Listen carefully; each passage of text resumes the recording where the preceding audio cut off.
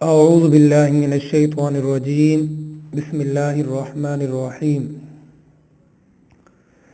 اهدنا الصراط المستقيم صدق اللہ العظیم۔ محترم سامعین و ناظرین، آج ہم سلسلہ پاکستان شناسی کے موضوع پاکستان کی بقا کیسے ممکن ہے کے ساتھ حاضر خدمت ہے۔ آج ایک اور پہلو پر ہم بات کریں گے۔ پچھلی اقساط میں ہم نے اس بات کی وضاحت کی تھی کہ پاکستان کے اسلامی نمونے پر نہ ڈھلنے کے کیا اسباب و علل ہیں اور ان کا تدارک کیسے ہوگا۔ آج ہم اس بات پر بات کریں گے۔ عزیزان مکرم، پاکستان کے اسلامی نظام پر ڈھلنے میں سب سے بڑی رکاوٹ وہ یہ ہے کہ ہمارا تکمیل دین یا تصور دین ہمارا مسخ ہو چکا ہے۔ ہمارا تصور دین یہ ہے کہ دین صرف ہمارے عباداتی ضروریات کو پورا کرتا ہے، جبکہ دین کی افادیت یا دین کا دائرہ کار اس سے بڑھ کر ہے۔ جبکہ ہمارا تصور دین یہ ہے کہ دین چند مابعد طبعی عقائد، چند اخلاقی اسباق، چند معاشرتی اصول، چند تمدنی ضوابط اور چند قوانین اور چند عدالتی قوانین اور چند رسوم و ظواہر ہی کا نام دین ہے، حالانکہ دین کی حدود یا دین کا تصور اس سے بڑھ کر ہے۔ ہمارے اوپر جب سے استعماری تسلط یا استعمار اور سامراج کا تسلط قائم ہوا تو ہمارا تصور دین بھی مسخ ہو کر رہ گیا۔ دین اپنے تمام تر شعبوں کے ساتھ، اپنے تمام تر عہدوں کے ساتھ ایک وسیع و عریض ہے اور زندگی کے تمام پہلوؤں پر، تمام گوشوں کو محیط ہے۔ استعماری نظام نے ہمارے معاشرے، ہمارے اخلاق، ہماری معیشت، ہماری سیاست اور ہماری تعلیم کو لادینی بنیادوں پر استوار کر دیا۔ اس لیے عقیدے اور عبادات کا کوئی اثر ہماری معاشرتی، اخلاقی، معاشی، سیاسی اور تعلیمی زندگی پر باقی نہ رہا۔ اس کا نتیجہ یہ نکلا کہ عقیدہ وہم باطل بن گیا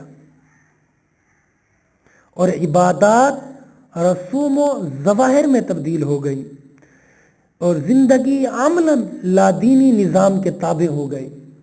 یعنی دین کو ہم نے ایک حصے تک محدود کر دیا، دین کو مساجد اور عبادت تک محدود کر دیا۔ عائلی زندگی کے معاملات کو شریعت کے مطابق نبھانے کو ہم نے کہا یہ دین نہیں ہے۔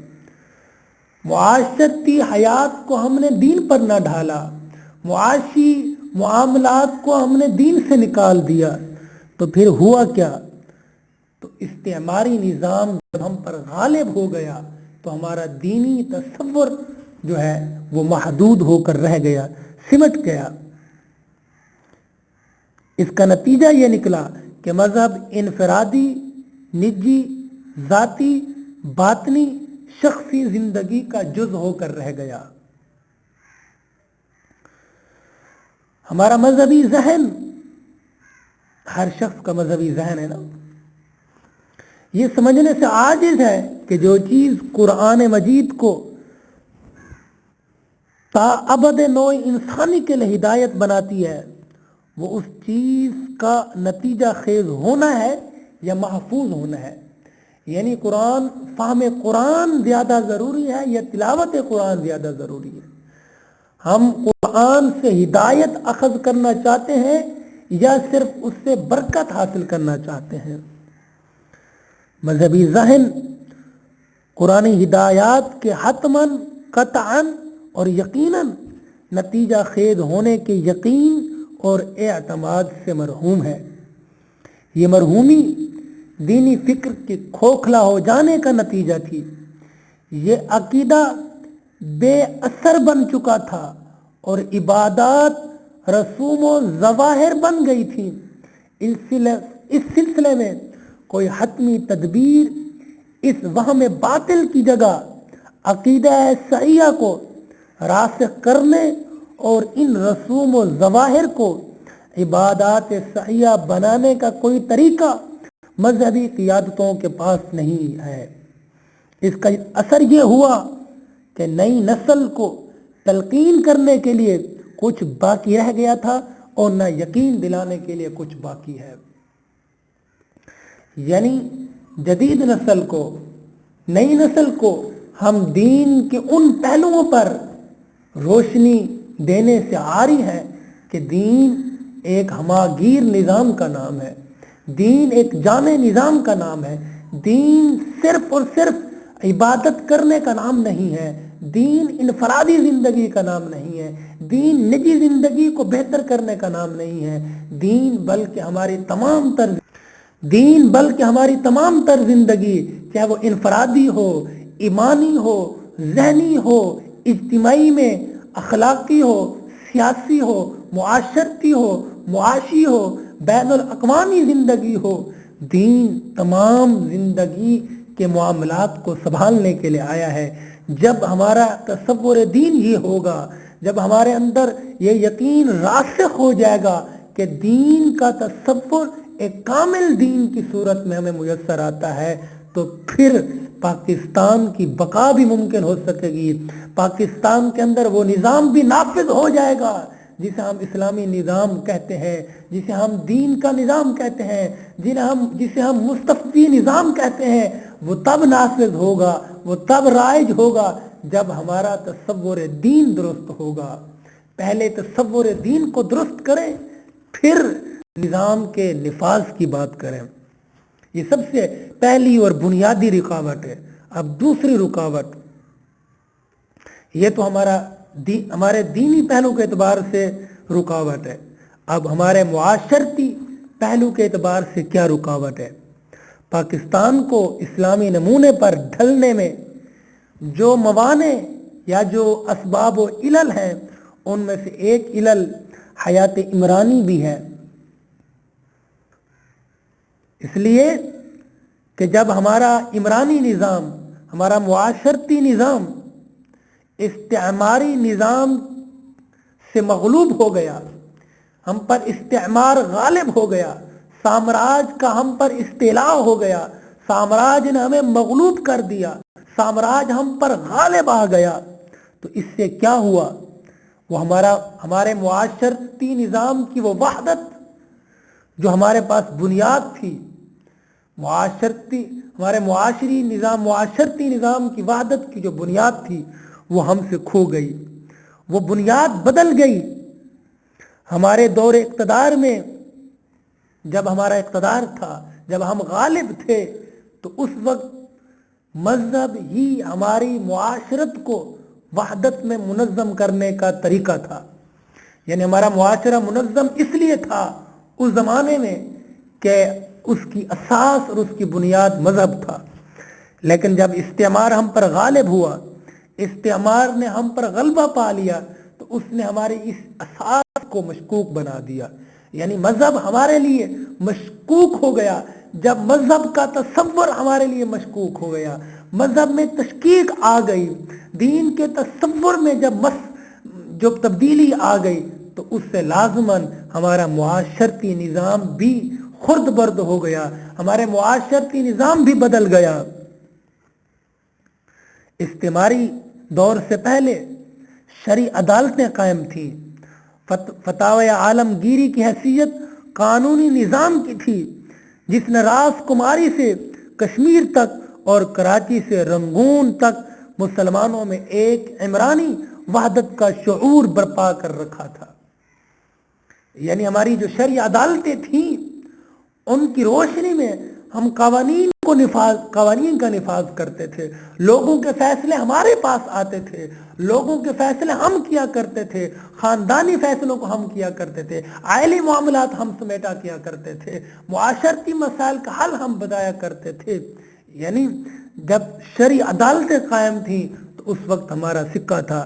سامراج نے آ کر, استعمار نے آ کر سب سے پہلے ہمارے عدالتی نظام کو خرد برد کیا, ہمارے عدالتی نظام کو توڑا, اور اس کے بدلے میں شرعی عدالتوں کے بدلے میں یورپین عدالتیں قائم ہو گئی. قاضی کے بدلے میں وکیل اور ججز آنا شروع ہو گئے, جس سے معاشرہ خرد بخرد ہو گیا, جس سے اسلام کی ضرورت کم ہوتی گئی.